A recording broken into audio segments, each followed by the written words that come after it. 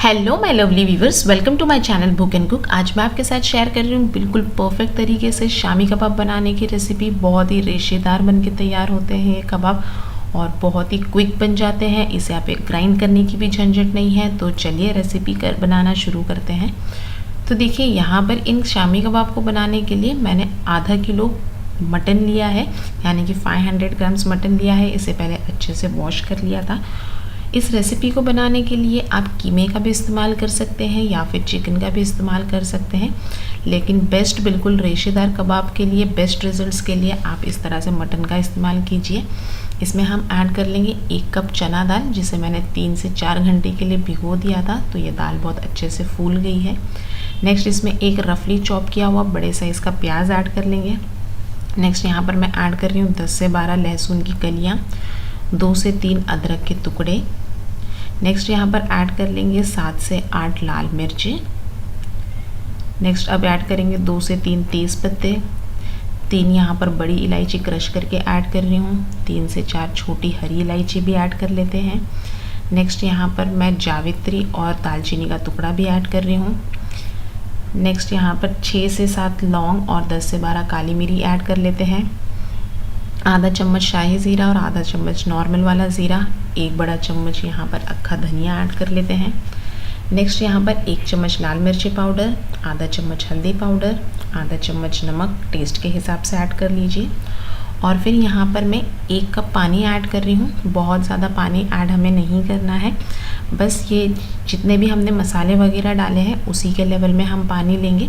सारे ही मसालों को अच्छे से मिक्स कर लेंगे और फिर हमें इसे कुकर लगाकर 5 से 6 सीटी आने तक पका लेना है। मटन थोड़ा सा टाइम लेता है गलने के लिए, सो इसे कुकर लगा देते हैं और 5 से 6 सीटी आने का इंतज़ार करते हैं। तो देखिए यहाँ पर हमारी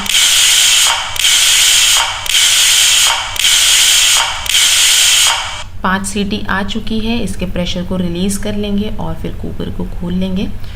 तो हमें ध्यान रखना है कि ये सारी ही चीज़ें बहुत अच्छी तरीके से गल जाना चाहिए, ताकि जब इसे हम प्रेस करें स्पैटुला से तो ये अच्छे से प्रेस हो जाए। तो देखिए यहाँ पर हमारा जो गोश्त है वो अच्छे से गल गया है, लेकिन अभी भी मुझे इसमें थोड़ा सा पानी नज़र आ रहा है। तो हम फ्लेम को हाई कर देंगे और पानी सुखा लेंगे। तो हाई फ्लेम पर इसे 5 मिनट के लिए इसी तरह हम पका लेंगे और फिर जो भी इस तरह के खड़े गरम मसाले रहेंगे ना, उन्हें हम निकाल देंगे, क्योंकि हमें इसका फ्लेवर चाहिए था बेसिकली, जो कि इस मिक्सचर में आ चुका है। अच्छे से कंबाइन कर लेंगे और अब इस तरह से हम चम्मच या स्पैटुला की मदद से इसे प्रेस करते हुए क्रश कर लेंगे। जिस तरह से हम आलूओं को मैश करते हैं ना, ठीक उसी तरह से ये सारी ही चीज़ों को मैश कर लेंगे। फ्लेम को मैंने ऑफ़ कर दिया है और फिर इस तरह से अगर आपके पास कोई मैशर होगा ना, तो इसे इस तरह से हम मैश करेंगे। हमें ग्राइंडिंग जार में डालकर बिल्कुल भी ग्राइंड नहीं करना है। इस मेथड को आप फॉलो करेंगे ना, तभी आपके कबाब बिल्कुल रेशेदार और परफेक्ट बन के तैयार होंगे। जो रेशेदार टेक्सचर जो रेस्टोरेंट वगैरह में आता है ना, बिल्कुल उसी तरह के कबाब आपके घर पर बन के तैयार होंगे। तो इस तरह से प्रेस करेंगे तो जो भी गोश्त है उसके जितने भी रेशे हैं वो सारे सेपरेट हो जाते हैं और थोड़े टाइम में आप देखेंगे कि ये मिक्सचर भी काफ़ी थिक सा हो जाएगा। तो आपको इसमें कुछ भी मैदा, कॉर्नफ्लोर, बेसन वगैरह कुछ भी ऐड करने की ज़रूरत नहीं है। यहाँ पर हमारा ये मिक्सचर देखिए बहुत अच्छे से कंबाइन हो गया है। आप टेक्सचर देखकर ही समझ सकते हैं कि ये कितना ज़्यादा रेशेदार बन के तैयार हुआ है।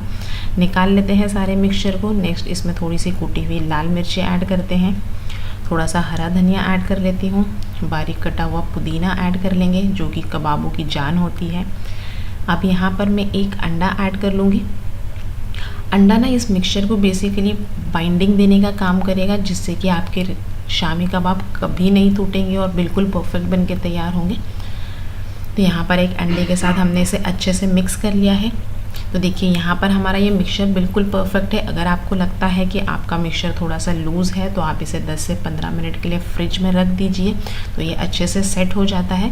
या फिर इसमें 2 से 3 चम्मच कॉर्नफ्लोर ऐड कर लीजिए। मैंने कुछ भी ऐड नहीं किया है। मिक्सचर हमारा बहुत परफेक्ट बन के तैयार हुआ है। अब यहाँ पर इस तरह से हम इसे टिक्की का शेप देते हुए इस तरह के मैंने मीडियम साइज़ के कबाब तैयार कर लिए हैं। तो बस थोड़ा सा मिक्सचर लेना है, इसे फ्लैट करते हुए हम टिक्की का शेप दे देंगे। ठीक इसी तरह से हम सारे ही शामी कबाब बनाकर तैयार कर लेंगे।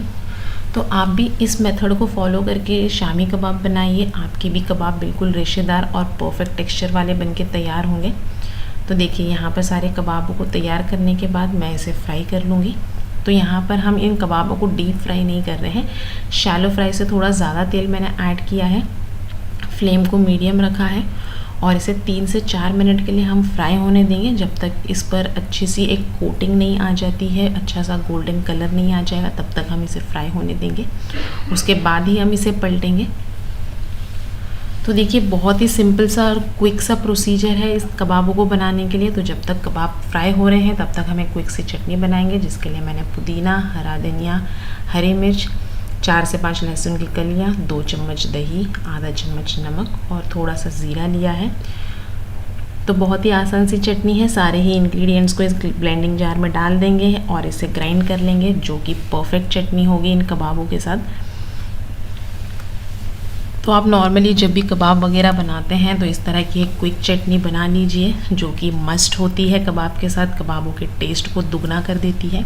तो यहाँ पर हमारी चटनी भी तैयार है और कबाबों को चेक कर लेते हैं। तो देखिए हमारे कबाब एक साइड से अच्छे से फ्राई हो गए हैं, इन्हें पलट लेते हैं। इन पर परफेक्ट सा कलर आ गया है। अब दूसरे साइड से भी हमें ठीक इसी तरह से 3 से 4 मिनट के लिए फ्राई कर लेना है, जब तक पूरी तरह से इस पर गोल्डन सा खूबसूरत सा कलर नहीं आ जाता है। तो आने वाले रमज़ानों में आप इस तरह के ये शामी कबाब ज़रूर बनाइए, आपके सारे ही फैमिली मेम्बर्स को ये बहुत ही पसंद आने वाले हैं। और प्रोसीजर तो आपने देख ही लिया है, बहुत ही सिंपल सा मेथड है। तो देखिए यहाँ पर हमारे ये शामी कबाब दोनों ही साइड से अच्छे से परफेक्टली फ्राई हो चुके हैं। निकाल लेते हैं इन सारे कबाबों को साथ। अब इन कबाबों को आप केचप के साथ, चटनी के साथ सर्व कीजिए, पराठे के साथ सर्व कीजिए, बहुत ही मज़ेदार लगते हैं ये कबाब। और अगर आपको मेरी ये रेसिपी अच्छी लगी है तो वीडियो को लाइक कीजिए, चैनल को सब्सक्राइब कीजिए। तो देखिए यहाँ पर हमने इन कबाबों को सर्व कर लिया है। अब मैं आपको तोड़कर बताऊंगी कि हमारे कबाब किस तरह से बिल्कुल परफेक्ट रेशेदार बनके तैयार हुए हैं। तो देखिए हमारे कबाब तैयार हैं, तोड़ लेते हैं इन्हें। तो देखिए परफेक्ट रेशेदार बनके तैयार हुए हैं। आप भी इस रेसिपी को ज़रूर ट्राई कीजिए।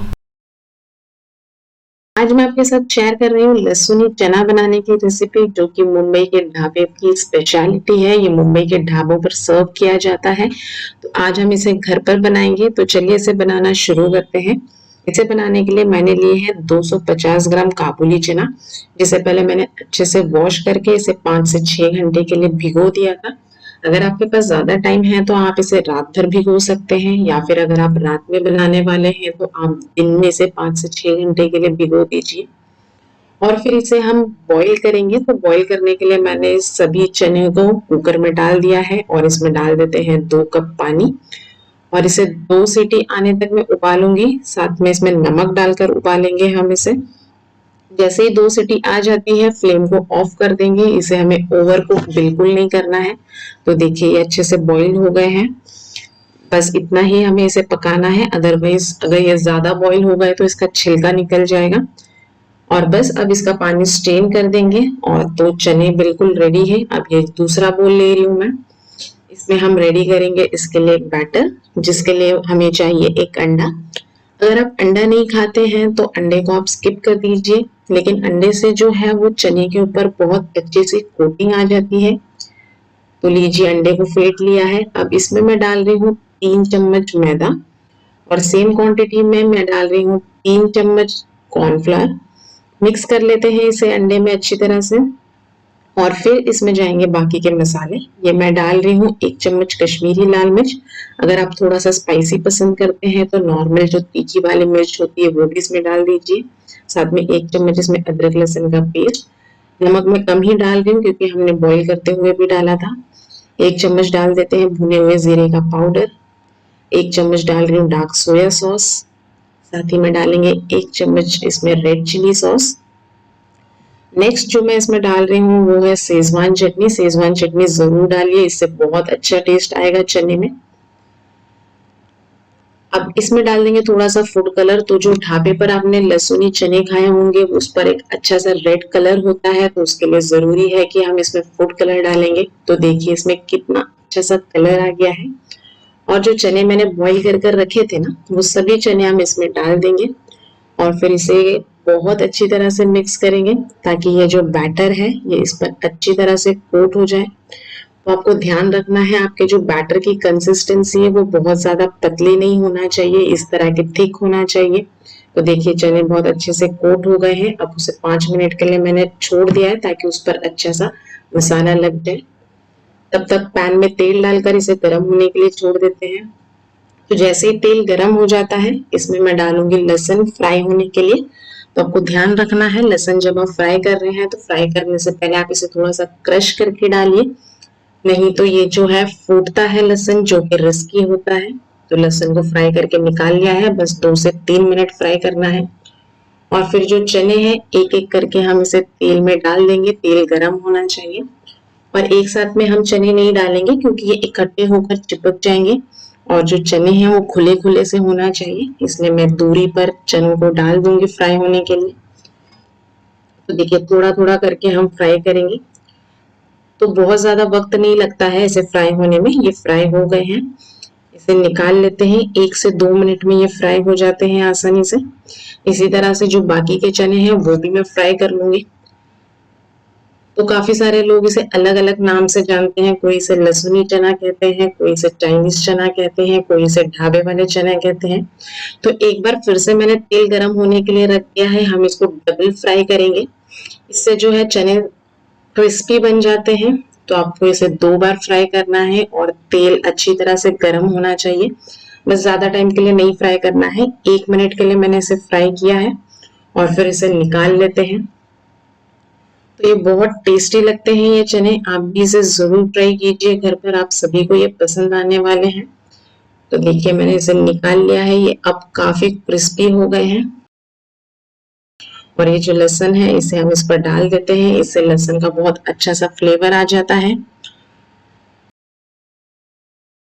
आज मैं आपके साथ शेयर कर रही हूँ एक बहुत ही डिलीशियस, सुपर इजी और 10 मिनट में बनके तैयार होने वाला डेजर्ट, जो कि सिर्फ दूध और कुछ ब्रेड के साथ आप इसे बना सकते हैं और बहुत डिलीशियस बनता है। तो चलिए जल्दी से रेसिपी को शुरू करते हैं। तो देखिए यहाँ पर इस डेजर्ट को बनाने के लिए मैं ले रही हूँ 2 कप दूध, यानी कि यहाँ मैं आधा लीटर दूध का इस्तेमाल कर रही हूँ, यानी कि 500 ml दूध लिया है मैंने। भैंस का दूध ले रही हूँ मैं, आपके घर में जो भी नॉर्मल दूध आता है आप उस दूध का इस्तेमाल कर सकते हैं। अब यहाँ पर पहले इसे मिला लेंगे अच्छे से और फिर हम दूध को हाई फ्लेम पर रख देंगे ताकि दूध में एक उबाल आ जाए अच्छे से। तो देखिए यहाँ पर दूध में जैसे ही उबाल आ जाता है, स्टेज पर हम फ्लेम को लो कर देंगे और यहाँ पर अब मैं ऐड कर दूँगी चीनी। तो मैं यहाँ आधा कप चीनी का इस्तेमाल कर रही हूँ, यानी कि ये 8 चम्मच चीनी है। आप अगर मिठास थोड़ी सी कम पसंद करते हैं तो 8 चम्मच की जगह आप 6 चम्मच चीनी ऐड कर लीजिए। और यहाँ पर चीनी को घुलने देते हैं, फ्लेम को लो कर देते हैं थोड़ा सा। और यहाँ पर मैंने लिया है आधा कप दूध, इसमें ऐड कर लेते हैं 3 चम्मच कस्टर्ड पाउडर। यहाँ पर मैंने वैनिला फ्लेवर का लिया है, आप किसी भी फ्लेवर का ले सकते हैं। और दूध नॉर्मल टेम्परेचर का लिया है, ठंडा दूध भी चलेगा, लेकिन गर्म दूध में कभी आप कस्टर्ड नहीं डालिए, इसके बहुत लम्स बन जाएंगे। और अब यहाँ पर इसे अच्छे से घोलने के बाद जो दूध हमने फ्लेम पर रखा हुआ ना, इस पर हम थोड़ा थोड़ा करके इस तरह से कस्टर्ड पाउडर ऐड करते जाएंगे, ये जो कस्टर्ड का घोल है, और एक हाथ से इस तरह से दूध को चलाते रहेंगे ताकि कस्टर्ड पाउडर के कोई भी इसमें लम्स ना बने और कस्टर्ड इसमें अच्छे से पक जाए। तो करीब 5 मिनट हम इसे इसी तरह चलाते हुए पकाएंगे जब तक कस्टर्ड इसमें पूरी तरह से थिक नहीं हो जाता है। तो देखिए यहाँ पर कस्टर्ड थिक हो गया, इसका कलर भी थोड़ा सा डार्क हो गया। अब इस स्टेज पर हम फ्लेम को ऑफ कर देंगे और इसे ठंडा होने के लिए छोड़ देंगे, यानी कि रूम टेम्परेचर पे आने के लिए छोड़ देंगे। तो देखिए इस तरह की हमें फ्लोइंग कंसिस्टेंसी में ही चाहिए, क्योंकि ये ठंडा होने के बाद और भी थोड़ा सा थिक होगा। और अब यहाँ पर हमें चाहिए कुछ 4 से 5 ब्रेड के स्लाइसेस। और ये ब्रेड के स्लाइसेस के मैंने एजेस वगैरह कुछ भी नहीं निकाले हैं, सिंपली हमें इसे कट कर लेना है। तो मैं इस तरह के 4 पीसेस में मैं कट कर रही हूँ। आप यहाँ पर ये वाइट ब्रेड की जगह पर जो वैनिला केक आते हैं वो उसका भी यूज़ कर सकते हैं, या फिर जो टूटी फ्रूटी वाले केक के स्लाइसेस आते हैं उसका भी इस्तेमाल कर सकते हैं। तो देखिए यहाँ पर सारे स्लाइसेस को मैंने कट कर लिया है। अब यहाँ पर तेल में हम एक एक करके इन ब्रेड के स्लाइसेस को डाल देंगे और पलट पलट के इसे फ्राई करेंगे। तो बहुत ज़्यादा हाई फ्लेम पर आप इसे फ्राई ना करें, क्योंकि फिर ये बहुत ज़्यादा ऐसे सुनहरे से हो जाएंगे और अंदर तक क्रिस्प नहीं होंगे। हमें इसका क्रिस्पीनेस मेंटेन रखना है, इसलिए हम मीडियम फ्लेम पर मैंने इसे फ्राई किया है। तो देखिए अच्छा सा कलर आने के बाद, क्रिस्प होने के बाद मैंने इसे निकाल लिया है। ठीक इसी तरह से हम सारे जितने भी ब्रेड के स्लाइसेस हमने कट करके रखे हुए हैं उन्हें हम फ्राई कर लेंगे। और हाँ, अगर आप बहुत ज़्यादा हेल्थ कॉन्शियस या आप इतना इसे डीप फ्राई अगर करना नहीं चाहते हैं तो आप क्या कीजिए, पैन पे नॉर्मल थोड़ा सा बटर या घी लगा लीजिए और सिर्फ इसे सेक लीजिए, तब भी आप ये डेजर्ट में उसे डाल सकते हैं। तो देखिए सारे ब्रेड के स्लाइसेस तैयार है। अब यहाँ पर लेते हैं एक सर्विंग डिश और इसमें हमने जो कस्टर्ड रखा हुआ था ना वो इसमें ऐड कर लेंगे। तो देखिए ठंडा होने के बाद कस्टर्ड और भी थोड़ा सा थिक हो गया है, तो बहुत ज़्यादा कस्टर्ड को थिक नहीं करना है, अदरवाइज़ जब आप ब्रेड इसमें इस तरह से डालेंगे ना तो वो उसे एब्जॉर्ब नहीं करेगा और सॉफ्ट नहीं होंगे। तो देखिए सारे जो ब्रेड के स्लाइसेस हमने फ्राई करके रखे थे सारे मैं इसमें एक एक करके इस तरह से ऐड कर दूंगी और मैंने आधा ऐसे ऊपर ही रखा है ताकि इसका क्रंच ना मेंटेन रहे। तो जब हम इसे ठंडे कस्टर्ड के साथ में इसे सर्व करेंगे और ये जो क्रिस्पी से ब्रेड ना, तो बड़े मज़ेदार लगते हैं ये। और यहाँ पर अब मैं ऐड कर रही हूँ थोड़े से ड्राई फ्रूट्स। यहाँ पर मैंने काजू, बादाम और किशमिश ली है, आप जो भी पसंद करते हैं वो ऐड कर लीजिए और अगर नहीं पसंद करते हैं तो आप स्किप कर दीजिए। तो देखिए यहाँ पर हमारा बहुत ही सुपर इजी डिलीशियस सा कस्टर्ड बन के तैयार है, जिसे मैंने रख दिया था फ्रिज में ठंडा होने के लिए और फिर इसे ठंडा होने के बाद ही सर्व करेंगे। बहुत अच्छा लगता है ठंडा कस्टर्ड और क्रिस्पी से ये ब्रेड। तो आप भी इस तरह के डेजर्ट ज़रूर बनाइए। और आज मैं आपके साथ शेयर कर रही हूँ परफेक्ट चाइनीज़ पकोड़ा बनाने की रेसिपी, या फिर आप इसको चाइनीज़ भजिया भी बोल सकते हैं, जो जनरली मुंबई के स्ट्रीट्स पर मिलता है। तो अगर आप भी स्ट्रीट फूड को मिस कर रहे हैं तो ये परफेक्ट चाइनीज़ पकोड़ा बनाइए, बहुत ही क्रिस्पी बनकर तैयार होता है। साथ ही में इसे बनाना भी बहुत ईजी है और बहुत कम इंग्रेडिएंट से बनकर तैयार हो जाता है। तो चलिए इसे बनाते हैं। लेकिन रेसिपी स्टार्ट करने से पहले अगर आप हमारे चैनल पर नए हैं तो हमारे चैनल को सब्सक्राइब कीजिए और बेल आइकन को ज़रूर दबाइए ताकि हमारे वीडियोस के लेटेस्ट अपडेट्स आपको मिलते रहें। अब इसे बनाने के लिए सबसे मेन इंग्रेडिएंट है पत्ता गोभी। तो मैंने एक मीडियम साइज़ के पत्ता गोभी को ग्रेट कर लिया है अच्छे से। नेक्स्ट इसमें हम डालेंगे गाजर को भी मैंने ग्रेट कर लिया है, ये एक गाजर ली है मैंने। साथ ही में हम इसमें डाल देंगे बारीक कटे हुए शिमला मिर्च, इसे भी मैंने चॉप कर लिया है, ये एक शिमला मिर्च ली है हमने। नेक्स्ट मैं इसमें डाल रही हूँ हरी मिर्च, और अगर आप और स्पाइसी पसंद करते हैं तो आप इसमें रेड चिली पाउडर भी डाल सकते हैं। साथ ही में मैं इसमें डाल दूंगी नमक इसमें जाकर पानी रिलीज कर देगा। अब नेक्स्ट मैं इसमें डाल रही हूँ 1 चम्मच भर के जिंजर गार्लिक पेस्ट। और नेक्स्ट हमने ली है रेड चिली सॉस और सोया सॉस। तो ये सभी सॉसेस जो है इसमें बाइंड करने का काम करेगा। और नेक्स्ट जो हमारे बाइंडिंग एजेंट है वो है, मैंने 1 कटोरी लिया है कॉर्नफ्लावर और सेम रेशियो में हम लेंगे 1 कटोरी मैदा। तो 1 कटोरी मैदा लेना है, 1 कटोरी कॉर्नफ्लावर लेना है। क्वांटिटी आप सेम रखिए तो ये बिल्कुल परफेक्ट स्ट्रीट स्टाइल में ही बनकर तैयार होंगे। नेक्स्ट अगर आपको इसको स्ट्रीट फूड की तरह लुक देना है तो हम इसमें डाल रहे हैं फूड कलर। अगर आप फूड कलर पसंद नहीं करते हैं तो उसे स्किप कर दीजिए, बिल्कुल ऑप्शनल है वो। अब इन सभी इंग्रेडिएंट्स को हम अच्छे से मिक्स कर देंगे, क्योंकि इसमें जो भी हमने वेजिटेबल्स यूज़ की है जैसे कि गाजर, पत्ता गोभी, कैप्सिकम, इन सब सब्जियों में पानी होता है, तो ये अपना पानी खुद इसमें रिलीज़ कर देगा। तो आपको इसमें बिल्कुल भी पानी ऐड करने की ज़रूरत नहीं है। और हमने इसमें साथ में सॉसेस भी यूज़ किए हैं, तो इस तरह बाइंड हो जाएगा, बिल्कुल पानी डालना नहीं है आपको। तो देखिए ये अच्छे से बाइंड हो गया है, तब तक हमने तेल गरम होने के लिए रख दिया है। तो याद रखिए ये जो पकोड़े हैं हम इसे हाई फ्लेम पर फ्राई करते हैं, तेल काफ़ी अच्छे से गरम होना चाहिए। और अगर आप अच्छी स्पीड से इसे हैंडल कर सकते हैं तो आप डायरेक्टली पकोड़ा बनाइए और फ्राई कर लीजिए। लेकिन पहले मैं इस तरह से इसके बॉल्स बनाऊंगी, क्योंकि वो उसी वक्त तेल में फ्राई करते हुए डालना डिफ़िकल्ट हो जाता है। देखिए हमने इस तरह से बॉल्स बना लिए हैं और बाकी के भी हम सेकंड बैच में बना लेंगे। तेल भी गरम हो गया है। अब तेल में हम इन सभी पकोड़ों को एक एक करके डाल देंगे। सो जब आप ये पकोड़े बनाते हैं तो आपको बिल्कुल टेंशन लेने की ज़रूरत नहीं है, ये ना तो टूटेंगे, ना ही तेल में बिखरेंगे और ना ही ये चिपकेंगे। सो इस तरह से आप परफेक्टली इसे बना सकते हैं। और अगर आप मंचूरियन की रेसिपी चाहते हैं ग्रेवी के साथ। तो मैंने ग्रेवी के साथ उस रेसिपी को भी बनाया था। आप चाहे तो मैंने ऊपर आई बटन और डिस्क्रिप्शन बॉक्स में लिंक दे दी है, आप चेक कर सकते हैं। अब ये पकोड़े जो है ये 8 से 10 मिनट लेते हैं फ्राई होने के लिए। तो जब तक ये पूरी तरह क्रिस्प नहीं हो जाते हैं आपको इसे फ्राई कर लेना है। तो देखिए ये बहुत अच्छे से क्रिस्प हो गए हैं, कलर भी चेंज हो गया है और परफेक्ट स्ट्रीट स्टाइल में लग रहे हैं। तो हम इन सभी पकोड़ों को निकाल लेंगे। तो इस तरह से इसका जो एक्सेस ऑयल है वो ड्रेन आउट हो जाएगा।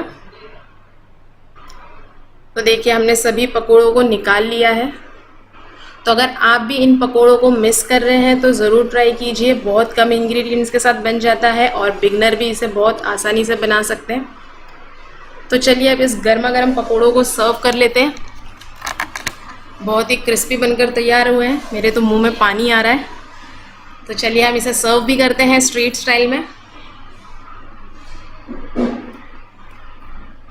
तो देखिए हमारे परफेक्ट क्रिस्पी से पकोड़े बनकर तैयार हो गए हैं। आज मैं आपके साथ शेयर कर रही हूँ एक बहुत ही रिफ्रेशिंग, एनर्जेटिक और हेल्दी शरबत बनाने की रेसिपी। ये दिल्ली की जामा मस्जिद के पास काफी पॉपुलर है। इसको कहा जाता है प्यार मोहब्बत का शरबत। तो चलिए इस मोहब्बत के शरबत को बनाना शुरू करते हैं। इसे बनाने के लिए मैंने लिया है एक बड़ा सा बर्तन, जिसमें मैं डाल रही हूँ 1 लीटर दूध। ये मैंने फुल फैट दूध लिया है। आप कोई भी दूध का इस्तेमाल कर सकते हैं, जो भी आपके पास अवेलेबल है या जो भी आपके घर पर आता है।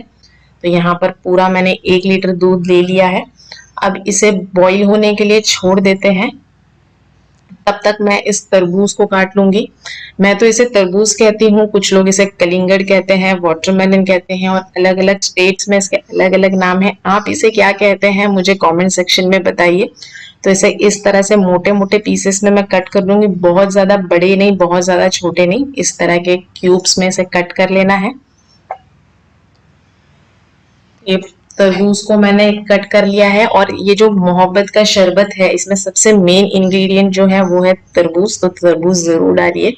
देखिए मैंने इसे कट करके रख लिया है। तब तक दूध में भी उबाल आने ही वाला है। तो देख सकते हैं आप दूध में उबाल आ गया है।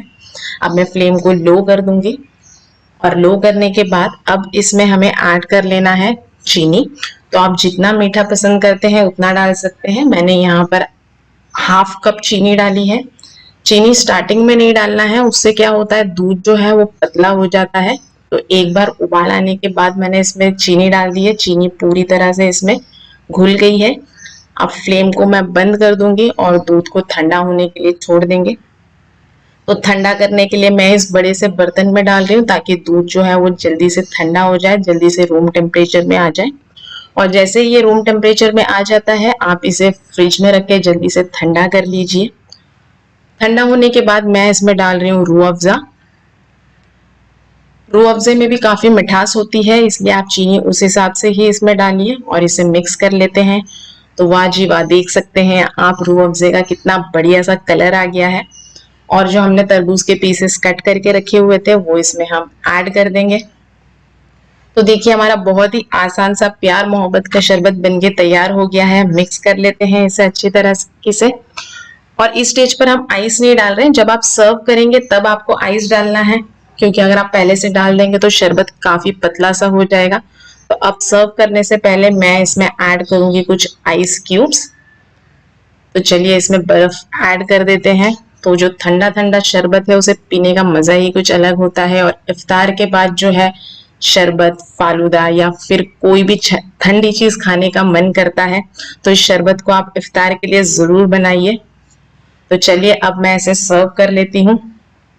आप इस शरबत को एक बार जरूर ट्राई करना, बहुत ही अमेजिंग बनता है और बहुत ही ज्यादा हेल्दी भी होता है साथ में। तो आप अपनी फैमिली के लिए ये शरबत जरूर बनाइए। और अगर आपको मेरी ये रेसिपीज अच्छी लगती है तो मेरे वीडियो को लाइक कीजिए। देखिए हमारा शरबत बनके बिल्कुल तैयार है। आज मैं आपके साथ शेयर कर रही हूँ चिकन चाइनीज रोल्स बनाने की रेसिपी। ये रोल्स इतने ज़्यादा टेस्टी बनते हैं कि अगर आपने एक बार इन रोल्स को बना लिया ना तो आपको हर दिन यही रोल्स खाने को दिल चाहेगा। तो चलिए रेसिपी शुरू करते हैं। देखिए यहाँ पर मैंने 350 ग्राम्स बोनलेस चिकन लिया हुआ है, जिसे अच्छे से वॉश करने के बाद इस तरह के छोटे-छोटे से पीसेस में कट कर लिया है। इसमें ऐड करेंगे 1 चम्मच भर के अदरक लहसुन का paste. Next 1 teaspoon red chilli powder, half teaspoon garam masala, half teaspoon black pepper powder, half teaspoon jeera powder, 1 teaspoon chilli flakes और 1 टीस्पून धनिया पाउडर लिया है। सारे ही मसालों को चिकन में ऐड कर लेंगे और इन मसालों के साथ 2 से 3 पिंच के बराबर मैं फूड कलर ऐड कर रही हूँ। रेड फूड कलर लिया है मैंने और 1 चम्मच ऑयल ऐड कर लेंगे। फिर ये सारे मसालों को अच्छे से कंबाइन कर लेंगे। ऑयल ऐड करने से ये जो मसाले हैं ना, इसकी अच्छी सी कोटिंग आ जाती है चिकन के ऊपर, ये अच्छे से लग जाते हैं सारे ही मसाले। मैंने नमक नहीं ऐड किया था, नमक ऐड कर लेंगे थोड़ा सा टेस्ट के हिसाब से। मिक्स करेंगे और फिर 1 चम्मच के बराबर मैं इधर ऐड कर रही हूँ टिक्का मसाला। पूरी तरह से ऑप्शनल है, अगर है तो आप ऐड कर दें या फिर स्किप कर दें। अच्छे से मिक्स कर लेंगे और फिर चिकन को हमें 10 मिनट के लिए रेस्ट देना है। 10 मिनट के बाद अब हम पैन में 1 चम्मच तेल डालेंगे। इसमें सारे चिकन को जो हमने रखा हुआ था, इसे 10 मिनट हो गए हैं मैरिनेट होते हुए। फिर चिकन को हमें शुरू में हाई फ्लेम पर ही पकाना है, तो मैंने फ्लेम को हाई रखा हुआ है और इस तरह से हम चिकन को पका लेंगे ताकि चिकन अच्छी तरह से टेंडर हो जाए, अंदर तक पूरी तरह से गल जाए। तो 4 से 5 मिनट के लिए हम इस तरह से चलाते हुए इसे पका लेंगे। तो देखिए चिकन अंदर से पक गया है। हमने काफ़ी छोटे-छोटे से पीसेस रखे थे, इसलिए ये आसानी से गल जाते हैं। और अब जब चिकन गल चुका है, इसमें हम ऐड कर लेंगे पत्ता गोभी। यहाँ पर मैंने बारीक चॉप किया हुआ पत्ता गोभी लिया हुआ है। साथ ही में इसमें बारीक चॉप की हुई एक बड़े साइज़ की प्याज ली है, वो भी ऐड करेंगे। शिमला मिर्च और गाजर भी मैं ऐड कर रही हूँ। तो यहाँ पर वेजिटेबल्स आप अपनी चॉइस की जो भी आप पसंद करते हैं वो ऐड कर लीजिए और 3 से 4 हरी मिर्च ले रही हूँ बारीक चॉप करके। सारे वेजिटेबल्स को चिकन के साथ अच्छे से मिक्स कर लेंगे। तो जब आप इस तरह की वेजिटेबल्स चिकन में ऐड करते हैं ना, इनका क्रंच रोल्स में बहुत ही ज़्यादा अच्छा आता है, बहुत अच्छा टेस्ट आता है इन वेजिटेबल्स का। अच्छे से मिला लिया है इन सारी चीज़ों को। अब ऐड कर रही हूँ 2 चम्मच के बराबर रेड चिली सॉस, 1 चम्मच टमेटो केचप थोड़ी सी मिठास के लिए, 1 चम्मच भर के डार्क सोया सॉस ऐड कर रही हूँ और साथ ही में 1 चम्मच शेज़वान सॉस। ये सारे सॉसेस हमने यहाँ ऐड किए हैं, इसलिए मैं अब एक्स्ट्रा नमक नहीं ऐड करूँगी क्योंकि सारे सॉसेस में काफ़ी सारा नमक होता है। अच्छे से मिला लेंगे सारे सॉसेस के साथ में। तो देखिए हमारी ये बहुत ही चटपटी सी ज़बरदस्त सी फिलिंग बन के तैयार हो जाती है। सारे वेजिटेबल्स को मैंने चिकन के साथ अच्छे से कंबाइन किया है। ये देखिए हमारी बहुत ही चटपटी सी ये फिलिंग तैयार हो चुकी है। लास्ट में फ्लेम को ऑफ करके इसमें थोड़ा सा हरा धनिया ऐड करेंगे और ये लीजिए हमारी फिलिंग तैयार हो गई है। इसे साइड में रख देंगे और बना लेंगे रोल्स के लिए शीट्स। तो मैंने 3 कप मैदा लिया हुआ है, इसमें नमक ऐड करेंगे टेस्ट के हिसाब से, मिला लेंगे एक बार और फिर थोड़ा-थोड़ा करके हमने इसमें पानी ऐड करना है और इसका एक मीडियम डो तैयार कर लेना है। तो जिस तरह से आप पराठे के लिए आटा गूँथते हैं, ठीक उस तरह से थोड़ा-थोड़ा करके हमें पानी ऐड करना है, कुछ पंचेस लगा लेना है। तो देखिए यहाँ पर हमारा आटा तैयार हो गया है, सरफेस पर थोड़ा-सा ऑयल लगा लेंगे और इसे 10 से 15 मिनट का रेस्ट देंगे।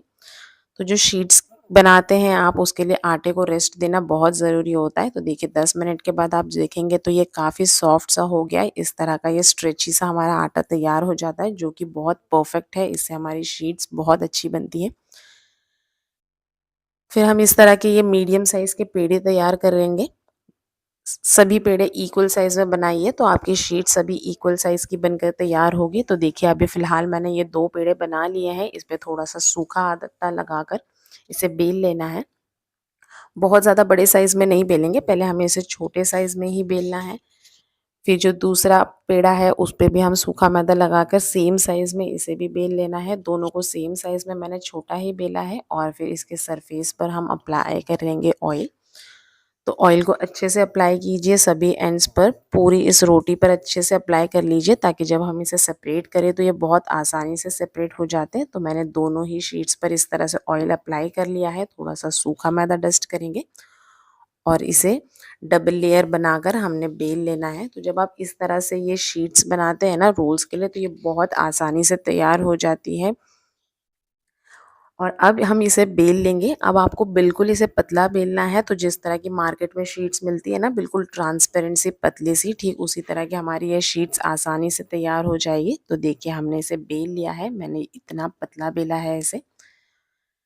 अब इसे हमें गरम तवे पर डाल देना है। तवे को हमने थोड़ा सा गरम किया हुआ था, बस कुछ सेकंड्स के लिए हमें एक साइड से सेकना है और दूसरे साइड से भी सेम आपको कुछ सेकंड्स के लिए सेक लेना है, बहुत ज़्यादा नहीं सेकेंगे। तो देखिए हमने इसे बहुत हल्का सा सेका है, बिल्कुल इस पर स्पॉट्स नहीं आए, और गरम में ही इसे इस तरह से सेपरेट कर लीजिए। तो देखिए हमारी ये रोल्स के लिए शीट्स तैयार हो गई है इस तरह से। फिर मैं सभी शीट्स बनाकर तैयार कर लूँगी। आप इसे इस तरह के व्रैप में ज़रूर रखिए, कॉटन के कपड़े में रख दीजिए, ताकि ये हमारी शीट्स ना हार्ड ना हो, इस तरह से बिल्कुल मुलायम सी सॉफ्ट हमारी शीट्स ज़्यादा टाइम तक रहेगी जब आप इस तरह से इसे स्टोर करके रखेंगे। तो देखिए हमारी बहुत ही ट्रांसपेरेंट सी ये शीट्स बन के तैयार हो गई है। तो चलिए अब इसके नेक्स्ट प्रोसेस में जाते हैं। तो जिसके लिए मैंने 3 से 4 चम्मच के बराबर मैदा लिया है। इसमें थोड़ा-थोड़ा करके पानी ऐड करेंगे और इसकी एक थिक स्लरी तैयार करना है।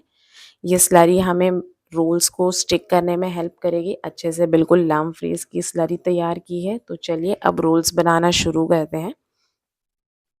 तो देखिए हमारी शीट्स हमने इस तरह से स्टोर की हुई है, एक-एक करके इन शीट्स को आपको लेना है और इसके सेंटर में हम थोड़ी सी चिकन की फिलिंग जो हमने बनाकर रखी हुई थी, इस तरह से ये फिलिंग डाल दीजिए। तो देखिए हमारी ये बहुत ही फ्लेवरफुल, बहुत ही चटपटी सी ये फिलिंग देखने में ही बहुत ही ज़्यादा मज़ेदार लग रही है। इसे इस तरह से रोल में डाल देंगे एक सफिशिएंट क्वांटिटी में। तो 1 से 2 चम्मच के बराबर मैंने इसे डाला है और फिर इस पर ये मैदे की स्लरी लगाकर दोनों साइड से स्टिक कर लेंगे और फिर इसे थोड़ा टाइटली रोल करेंगे। चेक कर लीजिए कि कहीं से भी हमारा रोल ओपन ना रहे, क्योंकि अगर ये ऑयल में जब फ्राई करेंगे आप तो इसके अंदर काफ़ी सारा ऑयल चला जाता है। तो एक बार आप अच्छे से चेक कर लीजिए कि सभी साइड से हमने इसे अच्छे से व्रैप किया हुआ है। ठीक इसी तरह से हम ये बाकी के रोल्स भी तैयार कर लेंगे। बस आपको इस तरह से सेंटर में थोड़ी सी फिलिंग डालना है। तो 1 से 2 चम्मच के बराबर फिलिंग यहाँ सफिशिएंट होगी, बहुत ज़्यादा नहीं डालना है, अदरवाइज़ आपको रोल व्रैप करने में प्रॉब्लम हो जाती है। स्लरी अप्लाई की है, अच्छे से इसे कवर करेंगे, दोनों साइड से व्रैप करेंगे और फिर इसे टाइटली रोल कर लीजिए। तो ये देखिए हमारा ये एक और रोल बनकर तैयार हो गया है। ठीक इस तरह से मैं सारे रोल्स बनाकर तैयार कर लूँगी, बहुत ही ज़्यादा मज़ेदार ये रोल्स बनते हैं। तो देखिए यहाँ पर हमने ये काफ़ी सारे रोल्स बनाकर तैयार किए हुए हैं। इन रोल्स को आप इस स्टेज पर स्टोर भी करके रख सकते हैं। तो देखिए इसमें से मैं कुछ रोल्स स्टोर कर लूँगी और कुछ अभी हम फ्राई भी कर लेंगे। तो इस तरह से आप एक ज़िप-लॉक बैग में या एयरटाइट कंटेनर में इन रोल्स को स्टोर कर लीजिए, डीप फ्रीज़र में रख दीजिए और 5 से 6 दिन तक आप इसे आराम से स्टोर करके यूज़ कर सकते हैं और जब भी आपका दिल चाहे इसे फ्राई कर लीजिए। तो चलिए अब मैं कुछ रोल्स फ्राई कर लेती हूँ। ऑयल को पहले अच्छे से गरम कर लीजिए और फिर गरमा-गरम ऑयल में हम इन रोल्स को डाल देंगे। 2 से 3 मिनट तक इसे फ्राई होने देंगे। जब इस पर एक कलर आने लगेगा उसके बाद ही हमें इसे पलटना है। तो देखिए ये थोड़े से फर्म होने के बाद मैंने इसे पलट लिया है। अब इन पर थोड़ा-सा कलर आने लगा है और 2 से 3 मिनट हम इसे फ्राई करेंगे और जैसे ही ये बिल्कुल क्रिस्प से इस तरह सा इस पर गोल्डन सा कलर आ जाएगा, उसके बाद हम इसे निकाल लेंगे। तो देखिए हमारे ये रोल्स बहुत ही ज़्यादा अमेजिंग बने हैं, ऊपर से क्रिस्प और अंदर से चटपटी सी ये चाइनीज़ वाली फीलिंग बहुत ही ज़्यादा लाजवाब लगती है। इन रोल्स को निकाल लेते हैं और सेकंड बैच में मैं बाकी के रोल्स भी फ्राई करूँगी। तो आप भी इन रोल्स को ज़रूर ट्राई कीजिए, आपके इफ्तार में 4 चाँद लग जाएँगे जब आप इस तरह के रोल्स बनाएँगे। सभी को बहुत ही ज़्यादा मज़ेदार लगते हैं, बहुत ही अमेजिंग इसकी फिलिंग होती है, ऊपर से ये क्रिस्प, अंदर से बिल्कुल जूसी से, चटपटे से। तो ये लीजिए हमारे रोल्स बनके तैयार हो गए हैं, इन्हें सर्व कर लेते हैं। तो आप भी इस रेसिपी को ज़रूर ट्राई कीजिए। तो देखिए अब मैं आपको बताती हूँ कि हमारी ये रोल्स अंदर से भी कितने ज़्यादा अच्छे बने, ऊपर से ये काफ़ी क्रिस्प है और अंदर से देखिए कितनी मज़ेदार इसकी फिलिंग लग रही है। आप भी इस रेसिपी को ज़रूर ट्राई कीजिए और अगर आपको मेरी ये रेसिपी अच्छी लगी है तो वीडियो को लाइक कीजिए, चैनल को सब्सक्राइब कीजिए, वीडियो के नीचे जो रेड सब्सक्रिप्शन का बटन है उसे क्लिक कर दीजिए। फिर मिलते हैं किसी नई रेसिपी के साथ। Till that time bye bye and take care.